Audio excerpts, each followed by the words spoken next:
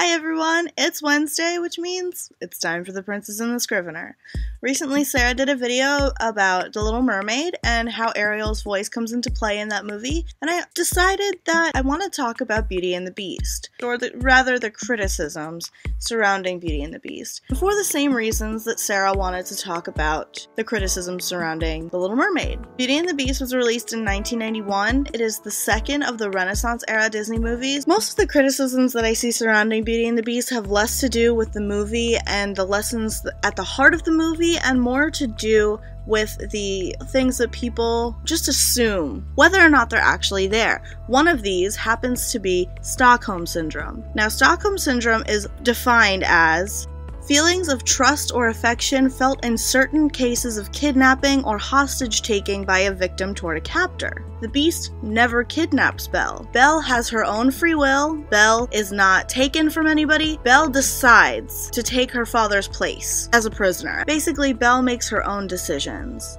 The Beast does not take her captive, he does not kidnap her from her home, and making this decision isn't easy for Belle. She doesn't decide immediately that she's going to have sympathetic feelings and empathetic feelings towards the Beast. She doesn't expect to ever feel anything for the Beast except hatred and anger and possibly guilt of her own decision to leave her father. The thing about Belle is that at home in her town, her small little provincial town, nobody treats her like a person. They all treat her like an alien.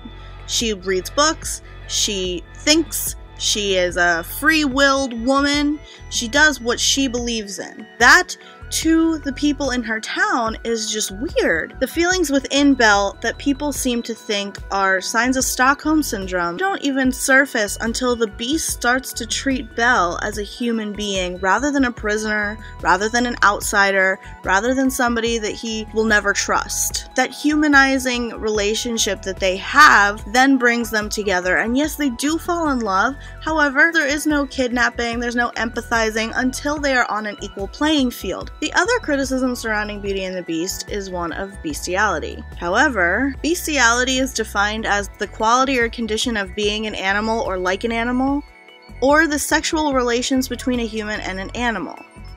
As we see throughout Beauty and the Beast, Belle does not act or think that she is an animal. Belle knows that she is a human, and she is smart and articulate. Belle does not engage in sexual misconduct with an animal. Although she does fall in love with the Beast, he is still a human on the inside. We're not led to believe that Belle and the Beast are hooking up before she even decides to tell him that she loves him. They don't even kiss until he has already transformed back into his original form. So, like Sarah's argument, my argument is that the people that are making these assumptions about Beauty and the Beast have apparently not watched the movie in quite some time. If you watch the movie, you will realize that Belle is her own person. She does not take lightly being told what to do. She does not react well to being yelled at and to being held prisoner.